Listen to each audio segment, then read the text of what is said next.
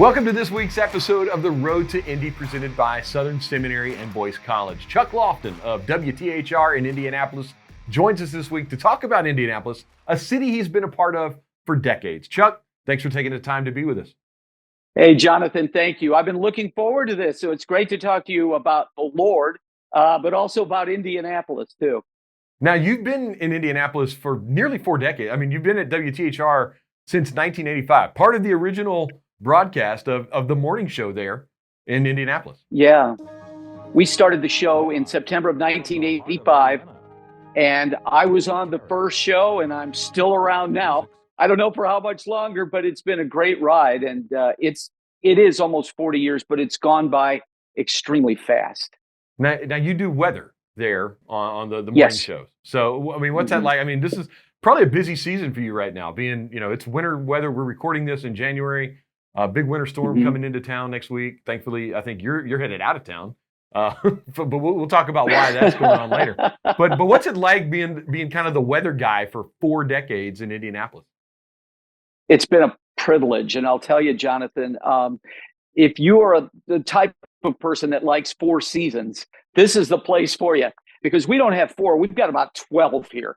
And and hopefully when the Southern Baptist Convention is here in June, there'll just be one, a very pretty season in the 70s. But I'll tell you, I've had the privilege to cover everything from tornadoes to droughts. Though that's not a privilege, but it helps people, to flooding, to just beautiful weather. And of course, we average about 26 inches of snow a year, and sometimes we get a lot more than that. So it's been a joy, because I do enjoy all 4 seasons.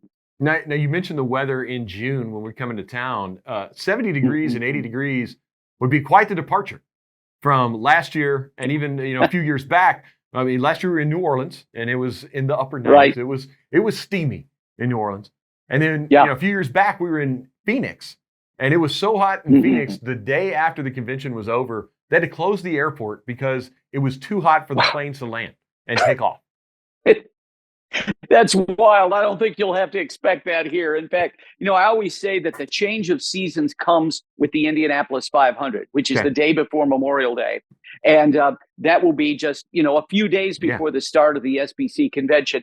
So usually at that point, we're at about 75, 76, 77 for a high, the lows in the 50s, which to me is about as perfect as you can get. And because there's so many great things to see in and around the convention center, it's going to be, I think, a wonderful place to be. Yeah, so we'll talk a little bit about those places in and around the convention center at the end. But tell us about your faith journey. Now, I mean, you're known in Indianapolis, but you've also been very active in a lot of Christian causes and Southern Baptist work in Indianapolis over the years. Yeah. I have been very blessed to have a mom and dad who raised me in church. Now, we didn't have a big church. It was First Baptist Church of Winthrop Harbor. And anytime anyone gives, that's in Illinois, it's the northernmost suburb, the cornerstone of Illinois. But anytime you give to Annie Armstrong offering at your church, I'm one of the people that benefited from that growing up. Back then, it was the Home Mission Board, and we were a church plant. The Southern Baptist Convention, and in particular the Lake County Baptist Convention, invested in the life of our church. We eventually got our own building, met in a VFW for a long time, got our own building, and then the rest is history for me. I was saved in that church, even though I grew up in the church. My mom and dad were from Mississippi and Alabama, moved to Illinois right before I was born. Okay. And so in this very ethnic area of the Chicagoland suburbs, my mom and dad said, y'all. That's amazing. and raised me in that church, and went on from there. My pastor was very involved in my life, and I went to the Baptist Student Center, which was at Southern Illinois University. At that time, the BSC had 150 men and 150 women, and a wonderful center where we had a cafeteria and so forth. And I really grew in the Lord there for the years after I got saved. I met my wife there and was a part of Baptist Student Union at that time, now Baptist Collegiate Ministries, and really got not only my foundation in communications, radio and television, meteorology at Southern Illinois University, but grew in the faith due to all those folks that participated in the lives of students from the Illinois State Baptist Association. Now, so you're in Carbondale. I guess you started in Evansville. Right. Is that where you did? I did very good. Yeah. Started in Evansville, got a job there. I graduated on a Saturday, started work on a Monday at a great NBC affiliate. And my wife and I were there for 6.5 years. We made wonderful friends that we still have now. But in 1985, this phone call came, hey, you want to start a morning show? And I thought, well, I'm making no money here. Even though I love Evansville, we called it Evansville, took the job. Thought we'd be there about 6 or 7 years, and it's been 38. So Wow. It has been a joy. Now, how have you seen the city of Indianapolis change over those 38 years? It is not the same city that I started here in 1985. It's an international city. It is one of the great convention cities of the world. The athletic footprint that the city has put on America has been pretty strong. I mean, we're the amateur sports capital of the world. So we've had a lot of NCAA Final Fours. Yeah. The FCS was here, football championship season. Of course, the Colts and the Pacers. Even the minor league team here is the minor league baseball team is one of the most successful in the history of minor league baseball. That ballpark, by the way, is right next to the convention center. Yeah. I've also seen, though, this become a much more diverse place because of companies like Eli Lilly, Cummins, you name it, a lot of high tech. People from around the world have moved here. So when I first came here, you had a demographic that was, frankly, pretty white, pretty Midwestern. That's changed a lot. And a lot of people now live downtown. So from that standpoint, it's grown. It's grown numerically, but it's grown in a more diverse population, I would say. Now, as Southern Baptists come this June to the city, what's one thing you'd want them to know about Indianapolis? You know, like one takeaway from the city. I would say it's a town that needs Jesus Christ. It is a town where many people go to church. We have the Midwestern values here. But discipleship is a real need in this city. And I think any pastor of any church, whether it's Southern Baptist or Presbyterian or Methodist, they would tell you that we are low end when it comes to discipleship in many cases. Saying that, there are a lot of mega churches here. There are a lot of churches that do a wonderful job. But because of this diverse population and people coming in from all over the world, really, we have a lot of people now moving into the city who don't really have much knowledge of Jesus or the Christian life. Yeah. So going back to kind of your day job, so to speak, at WTHR, you've got a segment that you do from time to time, Chuck's Big Adventure. So tell us about that and some of the things that you've seen, because it's just been able to take you not just all over Indiana and the Midwest, but you're headed to Charleston tomorrow from whenever we record this for a series there. Talk to us about that, and why that came along, and how you've been able to use that to kind of to showcase different areas of the country to those in Indianapolis. Well, it's been something that just came out of the blue, honestly. Our station is what we call a legacy TV station. It's been a strong, dominant station in this area for a long time and around the country, WTHR.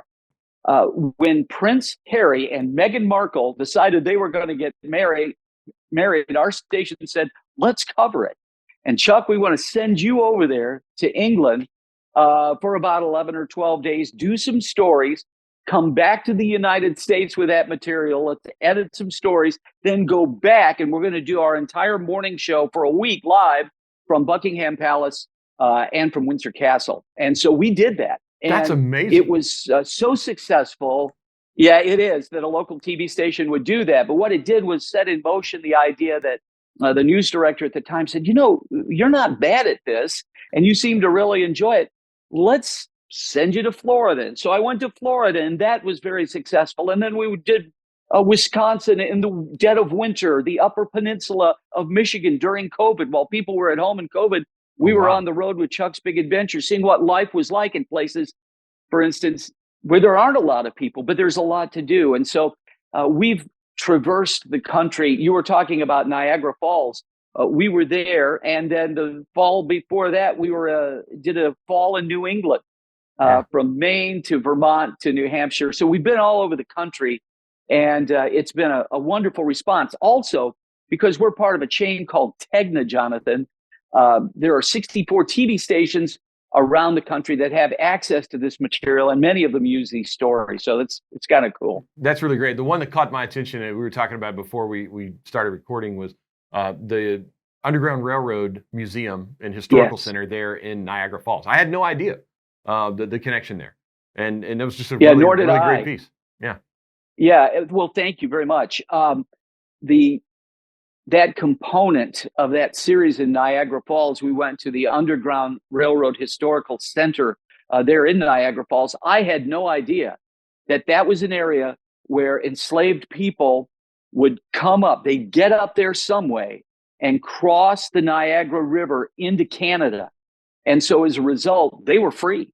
And there were secret agents that were in a hotel in Niagara that facilitated these folks to get through, including Harriet Tubman, which I think is a name familiar with most people. Yeah. Yeah. Well, that's neat. So it would be kind of criminal if we did not talk about places to eat and things to do in Indianapolis with someone who's been there for 40 years. So yeah, it's kind of one of the staples of this series. Every year we talk to the folks that we have on about places to eat. So give me Chuck's big places to maybe make sure you hit. Now, we're going to have a lot of Southern Baptist pastors there, right, Jonathan? Yes, sir. Southern Baptist pastors, I know, like to eat. My pastor growing up, Brother Dr. Henry Skull, used to say, "Amen to the groceries." And so there's a lot of great places to eat. It's a Midwest city. So again, we've got a lot of steakhouses, the most popular of which is a world famous steakhouse called St. Elmo's. Yeah. And I would say, if you're seeing this and you want to, if you've heard about St. Elmo's and want to know, is it true? Is it the greatest steakhouse in the Midwest? Yes. So make your reservations right now. It's 2 blocks away from the convention center. But we also have a lot of other steakhouses, Tony's, which is a very famous steakhouse, Hyde Park, again, another very famous steakhouse. And then you have the chain steakhouses, which do a great job. St. Elmo's is owned by an outfit called Hughes Culinary. One of the owners is Peyton Manning.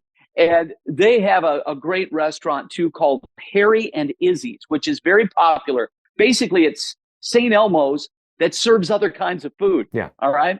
And with a little bit better, a little bit more budget conscious as well. Yes, it is certainly more budget conscious. That's for sure. And in fact, my wife and I try to go there about once a month. I like it so much. But those restaurants are very popular. We've got some delicatessens downtown for lunch that are great. And then if you're more family friendly, and I know there are a lot of pastors who are going to be with their wife and maybe children, we have places that are real family friendly. A lot of sports bar, but restaurant type of places called High Velocity, which is at the JW Marriott. That's a great place to take kids, as well as the Spaghetti Factory. Yeah. So we've got downtown more restaurants than you could ever enjoy in one sitting. OP Italian is a great Italian restaurant as well. Iaria's. So we've got a lot of them. And the great thing, Jonathan, about Indianapolis, as you know, is wherever you want to go, 90% of it is walkable. Yep. You can leave your hotel room. You don't have to take the car. You can walk. Yeah, and with 70-degree temperatures there in the day and 50s at night, I mean, that's perfect. You know, it's not too rough to be walking around downtown. So yeah, you can walk off the food back to the convention center.